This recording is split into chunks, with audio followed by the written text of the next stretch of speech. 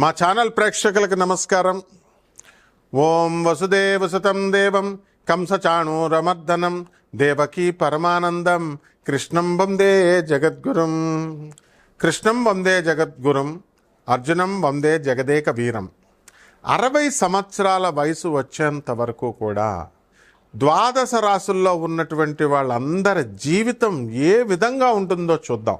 అంటే చిన్నప్పుడు పుట్టినప్పటి నుంచి 60 సంవత్సరాల వయసు అని కాదు, మనం 10 సంవత్సరాల నుంచి 70 సంవత్సరాల వరకు అలా మొత్తం మీద మాత్రం ఎక్కువగా ప్రామినెంట్గా మీ జీవితంలో సింహభాగం 60 సంవత్సరాలు ప్రైమ్గా ఎంత బాగుంటుంది అన్నది తెలుసుకుందాం. ఈ జాతకంలో మీ క్యారెక్టర్ ఎలాంటిదో చూద్దాం. ఆ తర్వాత మీకు ఏ లక్షణాలు ఇవన్నీ కూడా క్యారెక్టర్లోకి వస్తాయి. ఇక అదృష్టం ఏ విధంగా ఉంటుంది, అసలు మీరంతా కూడా చదువులు కంటిన్యూ అవుతాయా అవవా, మధ్యలో డిస్కంటిన్యూ అవుతాయా, ఆ తర్వాత కొంతమందికి చూడండి విద్య విఘ్న యోగాలు కలుగుతాయి. అలాగే ప్రేమ వివాహాలు ఈ మధ్యకాలంలో ఎక్కువగా ప్రేమ వివాహాలు అరేంజ్డ్ మ్యారేజెస్ని సమాధి చేసే స్థితికి తీసుకొచ్చినా కూడా ఇంకా మన యువత చాలా మంచోళ్ళు. వాళ్ళ అమ్మ నాన్న అందరు పెద్దల మాట వింటూ అరేంజ్డ్ మ్యారేజెస్ను కూడా చేసుకునేటటువంటి మహానుభావులు ఉన్నారు. అటువంటి వారికి మీకు అందరికీ కూడా మనువు తరపున మీ అందరికీ కూడా నేను కృతజ్ఞతలు చేసుకుంటున్నాను. ఇకపోతే కోర్టు కేసుల చుట్టూ తిరుగుతూ ఉంటారా, లేకపోతే పోలీస్ స్టేషన్ల చుట్టూ తిరుగుతూ ఉంటారా, మీ చుట్టాలతో మీతో నటిస్తూ వాళ్ళు మీతో కొనసాగుతూ ఉంటారా, లేదా మీ చుట్టాల దగ్గర మీరే నటిస్తూ వాళ్ళని మభ్యపెట్టుకుంటూ మొత్తం ముందుకెళ్తూ ఉంటారా? నటన కదండి, కలియుగం కదా అంతా నటన. అందువలన ఆ కాలంలో పాపం అమాయకులైన ఎన్టీ రామారావు గారు, నాగేశ్వరరావు గారు యాక్టింగ్లు చేసేవారు స్క్రీన్ మీద. ఇప్పుడు ఏకంగా ప్రతి ఒక్కళ్ళు కూడా ఎన్టీఆర్ని మించిపోయారు, ఏఎన్ఆర్ని మించిపోయారు. కాబట్టి ఈ యొక్క రాశుల వారికి అందరికీ కూడా మరి అందమైన భార్య వస్తుందా, లేకపోతే దంచే భార్య వస్తుందా, ఇలాంటివన్నీ కూడా మనం ఈ వీడియోలో మనం తెలుసుకుందాం.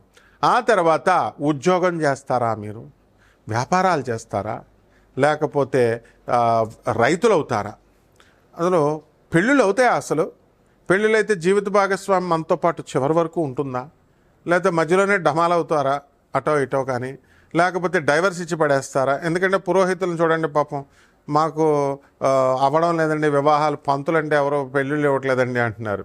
మరి ఈ రకంగా నాకు 38 సంవత్సరాలు వచ్చినటువంటి చిన్న పిల్లగాడినండి నేను, బాలాకుమారుణ్ణి అంటారు. మరి 38 సంవత్సరాలకు వచ్చినా సరే తప్పండి బాబు, పంతులు గారులకి పిల్లల్ని ఇవ్వండి. తర్వాత ఈ యొక్క రైతులకు కూడా వివాహాలు ఈ మధ్యకాలంలో ఇవ్వట్లేదు. అందరూ ఎన్ఆర్ఐలు, అందరూ సాఫ్ట్వేర్ ఇంజనీర్లు, అందరూ డాక్టర్లు అనుకుంటే మిగతా వాళ్ళు ఏమైపోవాలా? మగవాళ్ళు ఉసురు తగిలేస్తుందమ్మా మీ అందరికీ కూడా. కాబట్టి అన్ని వృత్తుల్లో ఉన్నటువంటి వాళ్ళకు కూడా మనం చేయొచ్చు. క్యారెక్టర్ ముఖ్యమమ్మా. ముఖ్యంగా ఈ ఫారిన్ వాటికి మ్యాచ్లకు వెళ్ళేటటువంటి వాళ్ళకి మనకి షీ టీం ఎప్పుడూ పెడుతుంది. ఎవ్వరు ఏ ఎస్పీ వచ్చినా కూడా ఐపీఎస్ ఆఫీసర్లు దేవతలు వాళ్ళ మాట మీరు వినాలా.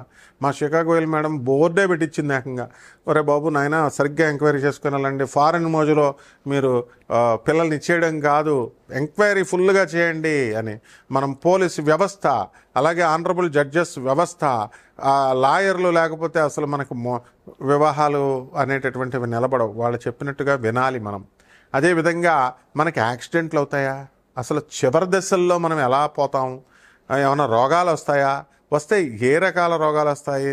రోజు బిర్యానీ తర్వాత చికెను ఇలాంటివన్నీ తిన్నా కూడా మనం 120 సంవత్సరాలు బతకాలనుకుంటాం, 20 సంవత్సరాల ఎక్స్టెన్షన్. ఎందుకంటే బర్గర్లు, పిజ్జాలు, చికెన్ బిర్యానీలు, మటన్ బిర్యానీల కోసం అలా చేస్తామా? అలాగే మన దోషాలన్నీ కూడా పోవాలంటే అందరూ చెప్తున్నారు కదా యూట్యూబ్ నిండా, దేవాలయాలకు వెళ్ళండి, దేవాలయాలకు వెళ్ళండి, దేవాలయాలకు వెళ్ళండి. దేవాలయాలకి వెళితే దేవుడికి వేసేది 10 రూపాయలు ఖర్చు, శుభ్రంగా ఫ్లైట్లలో వెళ్ళొస్తున్నారు, ట్రైన్స్లో వెళ్ళొస్తున్నారు. మీరు పేదవాళ్ళకి ఏం చేస్తున్నారు? జుట్టు ఇస్తున్నారు అంతే, బొచ్చిస్తున్నారు. వెంకటేశ్వర స్వామికి జుట్టు ఏమన్నా మొక్కుకుంటూ బిల్డప్ అనమాట. అబ్బో మేము మొక్కుకున్నామండి ఏదో వెంకటేశ్వర స్వామికి ఏదో కలిసి వచ్చినట్టు. అలాగే వెంకటేశ్వర స్వామి హుండీలో వేసేది 10 రూపాయలు. ఏమంటే స్వామికి మేము దర్శనం ఇస్తున్నాం, బుకింగ్ చేసుకున్నాం. ఎవరికి కావాలి నీ దర్శనం? అసలు ఆయనకి నువ్వు ఇస్తున్నావు దర్శనం, లేదా దేవుడికి మనం ఇస్తున్నాం, మనం దేవుడి దర్శనం చేసుకుంటున్నాం. ఈ విధమైనటువంటి సంచలనాత్మకమైనటువంటి మన జీవన యానములో జరిగేటటువంటి అన్ని సంఘటనల్ని కూడా మరి మా దత్తు, పార్థు, దీపు, మౌర్య రూపొందించినటువంటి డాక్యుమెంటరీయే ఈ చిన్ని వీడియో. అంటే మనందరికీ కూడా నిజంగా 12 రాశుల వారికి ఎలా ఉంటాయి చూద్దాం. మేషరాశి వారు ఉన్నారనుకోండి, మేకపోతు గాంభీర్యం, అలా అని ధైర్యం లేదని కాదు. వాళ్ళకి ఆర్మీ కమాండర్ ఏం చేస్తాడు, షూట్ అంటాడు, అంటే పాకిస్తాన్ డబ్ డబ్ డబ్ డబ్ని కాల్ చేస్తాడు. అక్కడ ఉన్నవాడు మనకు రివర్స్లో వేస్తాడా లేకపోతే ఏం చేస్తాడో అన్నది మనం ఏమి చూడం కదా. కాబట్టి బ్రెయిన్తో కంటే కూడా మేషరాశి వాళ్ళు ఎలా ఫైట్ చేస్తారంటే యాక్షన్, వాళ్ళ తల్లిదండ్రులు ఇచ్చేటటువంటి ఇది. ఆ విధంగా ఒక ఎగ్జాంపుల్గా 12 రాశులు మనం తెలుసుకుందాం. ఏ రాశి వారికి ఆ రాశి. కీప్ వాచింగ్, మా వీడియోస్ని చూస్తూ ఉండండి, షేర్ చేయండి, లైక్ చేయండి, అండ్ మీరు కామెంట్స్ కూడా చేసుకోవచ్చు. కామెంట్స్ ఆఫ్ అయినా ఏం పర్లేదు బ్రదర్, ఎందుకంటే మీకు భయపడి యూట్యూబ్ వాడు పెట్టే మీ ఎంత అభిమానులు అంటే మాకు ఒకే రోజున 1000 కామెంట్లు పెట్టారు. మీ అందరికీ నమస్కారం ఆయన. కాబట్టి వాళ్ళు కామెంట్ బాక్సే బద్దలైపోతుందని చెప్పి మా వాళ్ళు ఆఫ్ చేశారనమాట. కాబట్టి అందరూ కూడా మీరంతా చక్కగా మీరు బాగుపడాలన్నదే నా కోరిక. 12 రాశులకి వారికి విడివిడిగా ఏ రాశి వారికి ఏమన్నా ఈ సంవత్సరం అంతా జాతకం ఎలా ఉందో చెప్పుకుందాం. ఈ మొత్తం 12 రాశుల వారు కూడా మనకి ఫారిన్ ఏమన్నా వెళ్తారా, లేకపోతే భార్యాభర్తలు అందరూ కూడా కోర్టులు, గొడవలు, పోలీస్ స్టేషన్లు అని చెప్పి యుద్ధాలు చేసుకుంటారా, ప్రేమ వ్యవహారాలు ఎలా ఉంటాయి, తల్లిదండ్రులు చెప్పినటువంటి వివాహాలు చేసుకుంటారా, లేకపోతే వివాహాలు చేసుకోరా, అక్రమ సంబంధాలు ఉన్నటువంటి వాళ్ళు ఏం చేయాలి, అసలు ఇవన్నీ మానుకోమని మనం చెప్తున్నా సరే ఇప్పుడు వాళ్ళంతా ఎవరిష్టం వచ్చినట్టు వాళ్ళు కంటిన్యూ చేసుకుంటున్నారు ఉన్నటువంటి వాళ్ళు. అటువంటి ఎప్పుడు కూడా క్షేమకరం కాదు, అవన్నీ వదిలేసుకోవాలా. మరి అలాగే సంతానం దగ్గరికి వచ్చేసరికి సంతాన విషయంలో మరి అనేకమైనటువంటి స్టెప్స్ తిరుగుతున్నారు వీళ్ళు. సంతానం లేకపోవడం వల్ల ఏం చేస్తున్నారు, వేరే ఫెర్టిలిటీ సెంటర్స్ తిరుగుతున్నారు. ఆ ఊర్లో ఆ మందు ఇస్తున్నారని, ఆయుర్వేదం మందు, ఈ మందులో ఇస్తున్నారని చెప్పేసి వాళ్ళు దానికి సర్టిఫికేషన్ లేనటువంటి వైద్యులకి సర్టిఫికేషన్ లేనటువంటి వైద్యాన్ని చేసుకొని మొన్న కరోనా టైంలో ఎక్కువ మంది చనిపోయింది ఫెర్టిలిటీ కోసం మందులు, ఆకులు, అలములు, మేకల్లాగా ఇవన్నీ నవిలేటటువంటి వాళ్ళు. కాబట్టి కామక్రోధాలు ఎలా ఉంటాయి వీళ్ళకి, బంధువులతో వీళ్ళందరూ కూడా ప్రవర్తన ఎలా ఉంటుంది, ఇవన్నీ కూడా మనము ఈ 12 రాశుల్లో మనం తెలుసుకుందాం. ముఖ్యంగా ఈ యొక్క ఏలినాటి శని జరుగుతున్నటువంటి రాశులు మేషరాశి, మరి అలాగే కుంభరాశి, మీనరాశి. ఈ ఏలినాటి శని సమయంలో వీళ్ళందరికీ కూడా బాగుండలేదు పరిస్థితి అని మనకు అర్థమవుతోంది. కాబట్టి దీనికి మొట్టమొదట ఇప్పుడు కొత్తగా వచ్చినటువంటి ఈ యొక్క మేషరాశికి ఏలినాటి శని వచ్చేటప్పుడు ఏ రకంగా ఉంటుంది, మరి అలాగే పోయేటప్పుడు ఏ రకంగా ఉంటుంది, మధ్యలో ఉన్నటువంటి కుంభరాశి వారికి ఏ విధంగా ఉంటుంది, ఇవన్నీ కూడా మనం ఈ యొక్క వీడియోలో మనం డిస్కస్ చేసుకుందాం. అలాగే ఇళ్ళు, గృహయోగాలు, వాహన యోగాలు, అలాగే ఇవన్నీ కూడా మనం చూసుకోవాల్సినటువంటి అవసరం ఉంది. మరి నిజ జీవితంలో మనకి ఈ సంవత్సరంలో యాక్సిడెంట్లు అవుతాయా, యాక్సిడెంట్లు కావా, దేవాలయాలకు వెళుతూ కూడా చాలామందికి యాక్సిడెంట్లు అయినటువంటి వాళ్ళు ఉన్నారు. అలాగే హనీమూన్లకు తీసుకెళ్ళి భర్తలను చంపేసినటువంటి ఇన్సిడెంట్లు మనం చూస్తున్నాము. అసలు అంతా భయంగా ఉంటుందన్నమాట. ఇలాంటి సంఘటనలు ఎందువలన వాళ్ళంతా కూడా జరిగాయి. ఇక విమానాల ప్రయాణాలు తెగ చేస్తూ ఉంటారు బిల్డప్ ఇవ్వడం కోసం, ట్రైన్లు పనికిరానట్టు, ఏదో బస్సులు పనికిరానట్టు ఏరోప్లేన్స్. మరి మొన్న ఏరోప్లేన్ క్రాష్ ఎందుకు జరిగింది, అసలు ఈ కుజ కేతువులు ఇద్దరు కూడా ఈ విమాన ప్రయాణాలకి కారకులు అవుతున్నారా, అలాగే ఇక ఇతర రాశుల వాళ్ళకి కూడా మనకి వాహన ప్రయాణాల్లో మనకేమైనా సరే ప్రమాదాలను సృష్టించబోతున్నారా, అదేవిధంగా ఈ యొక్క వాహనాల విషయంలో కొత్త వాహనాలు మనం కొంటూ ఉంటాం. ఆ వాహనాలు కొన్నవి ఎంతవరకు ఎవరికి పడతాయి, ఏ రంగులకు పడతాయి, అలాగే వివాహం కానిటువంటి పెళ్లి కాని ప్రసాదులు చాలామంది ఉన్నారు. అటువంటి వాళ్ళకి వివాహాలు అవుతాయా, అసలు అవ్వవా? మరి పెళ్లి కుమార్తెలంతా కూడా గురుమౌఢాలు, ఇలాంటి శుక్రమౌఢాలు ఇవన్నీ కూడా ఉన్నాయి. వీటిల్లో ఈ రాశుల వారికి వివాహాలు అయితే ఎప్పుడు అవుతాయి? ప్రేమ వ్యవహారాల పట్ల యువత ఒకానొక దశలో 20 సంవత్సరాల క్రితం తిరిగింది, దానికి సాచురేషన్ స్టేజ్ తీసుకొచ్చేసారు.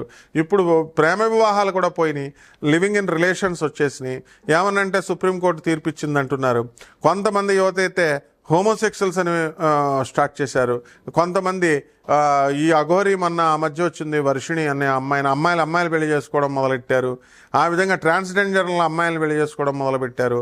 ఆ తర్వాత ఈ యొక్క మనకి ఈ వివాహ వ్యవస్థలో ఇప్పుడు అసలు నేను పెళ్లి చేసుకోకుండా బ్యాచులరే ముద్దు, సోలోనే ముద్దు అంటూ సినిమాలు చూసి ప్రభావితం అయ్యేటటువంటి యువత ఈ 12 రాశుల్లో ఈ సంవత్సరంలో చేసేటటువంటి పనులు ఏమిటి కూలంకుషంగా మనం ఒక్కొక్క రాశికి విడిగా మనం తెలుసుకుందాం. మిథున రాశి వారికి మనం ఎప్పుడు కూడా బటర్ఫ్లైస్ అని చెప్తాము. స్థిరమైనటువంటి ఆలోచనలు ఉండవు, చంచలత్వం ఎక్కువగా ఉంటుంది, ఎక్కువ ఫ్రెండ్స్ని పెట్టుకొని మరి చాలామంది ఆప్తులను కోల్పోయేటటువంటి అవకాశాలు ఉంటాయి. ఇక భార్యాభర్తల మధ్య విడాకులు తీసేసుకుందామా అనే రేంజ్లో యుద్ధాలు కొంతమందికి జరిగినప్పటికీ కూడా ఆ యుద్ధాలన్నింటినీ కూడా ఆపేలాగా మీ శ్రేయోభిలాషులు, మిత్రులు, మీ గురువులు మీకు చెప్పడం జరిగింది. ఆ అవకాశం అంతా అయిపోయిన తర్వాత కృతజ్ఞులలాగా మీరు వాళ్ళని వదిలేసేయడము, మీ ఇష్టానుసారంగా మీరు ప్రవర్తించుకోవడం జరుగుతుంది. దీనివల్ల లాస్ అవ్వడానికి అవకాశాలు ఉంటాయి. అలాగే అన్నదమ్ముల మధ్య, మీరు అన్న చెల్లెళ్ళ మధ్య మీకు ఆస్తుల వ్యవహారం అయ్యి పితృార్జితము, దానికోసం మీరు కాస్త ఎడబాటు రావడానికి అవకాశాలు ఉంటాయి. మైగ్రేన్ తలనొప్పులు ఉంటాయి, కాళ్ళు విరగడానికి అవకాశాలు ఉంటాయి, ప్రేమ వివాహాలు ఉంటాయి. మరి కొంతమందికి ఎవరికైతే అక్రమ సంబంధాలు ఉన్నాయో వాళ్ళు యుద్ధ ప్రాతిపదిక మీద వాటిని ఆపేసుకోవాలా. ఈ విధంగా ప్రేమ వ్యవహారాల్లో కూడా మీరు సక్సెస్ అనేటటువంటిది చూస్తారు. పిల్లల విషయంలో పిల్లలు పుట్టినప్పటికీ కూడా పిల్లలు మీకు దూరం అవుతారు. ఎందువలనంటే పిల్లలు మీరు కొంచెం స్వార్థపూరితమైనటువంటి ఆలోచనలతో ఉంటారు కాబట్టి పిల్లలు కూడా అది గ్రహించి మరి అదే ఫార్ములాని మీరు మీ అత్తగారులను చూడరు కాబట్టి వీళ్ళు కూడా పిల్లలు అదే ఫార్ములాని మీపై ప్రయోగించడం అనేటటువంటిది జరుగుతుంది. కాబట్టి వీటిని నివారించడం కోసం మీ బంధువులను బాగా చూసుకోండి, పేదవాళ్ళని బాగా చూసుకోండి. సాధువులకి, అనాథ పిల్లలకి, తర్వాత ఈ యొక్క వికలాంగులకి, అనాథ పిల్లలకి మీరు పేదవాళ్ళకి చూసుకోవాల్సినటువంటి అవసరం ఉంది. మీరు స్వార్థపూరితంగా ఎవరైతే ఉంటారో అటువంటి వాళ్ళకి ప్రగతి ఉండదు.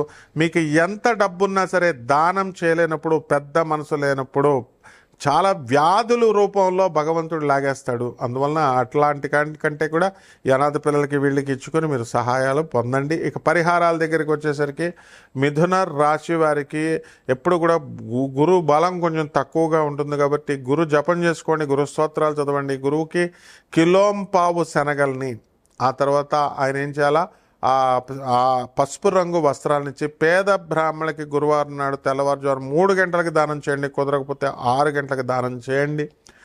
అలాగే ఓం దత్తాత్రేయాయ నమః అంటూ మేడి చెట్టు చుట్టూ ప్రదక్షిణాలు 108 ప్రదక్షిణాలు గురువారం నాడు చేయండి. ఓం పార్థాయ నమః అంటూ జమ్మి చెట్టు ఏరుకోండి.